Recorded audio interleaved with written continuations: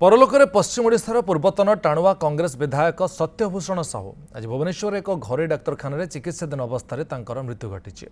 यह अवसर में विधानसभा परिसर में पूर्वतन विधायक सत्यभूषण साहू मर शरीर में पुष्पमाल्य अर्पण कर शेष दर्शन करते बाचस्पति सोरमा पाड़ी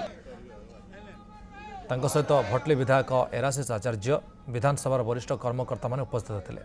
सेबड़े कांग्रेस भवन में वरिष्ठ कांग्रेस नेता शुभेच्छु मैंने उपस्थित रही सत्यभूषण साहूंकर पार्थिव शरीर में पुष्पमाल्य अर्पण कर शेष दर्शन कर कांग्रेस दल भितर ओडिशा राजनीति में सत्यभूषण साहूंकर स्थान कहीं पूरण करें सी एत थर थे प्रत्येक सब्जेक्ट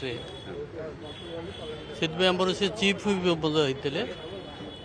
चीफ व्हिप जिपरि दल को परिचालना करने कथा तार से दक्षता योग्यता थिला अपरणीय क्षति आम मान भगवान पाखे प्रार्थना आत्मार सद्गति हो परिवार वर्ग को शक्ति दिंतु ये दारुण दुख सहवाई से सत्यभूषण साहूंकर देहांत आम समस्त अत्यंत दुखदपूर्ण केवल से आमर पदमपुर अंचल नुहे सारा ओडिशा जड़े वरिष्ठ कांग्रेस नेता आमर अंचल विकास में से अनेक काम कर तीन थर विधायक को लोक पठाई पदमपुर अंचल से मुख्य सचेतक रूप में विधानसभा काम कर देहांत निश्चित भाव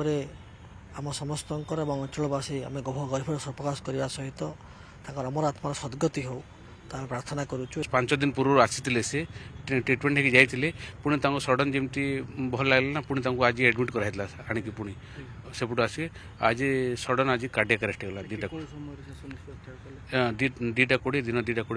2:10 सेशन जन्म माटी हम पद्मपुर हम।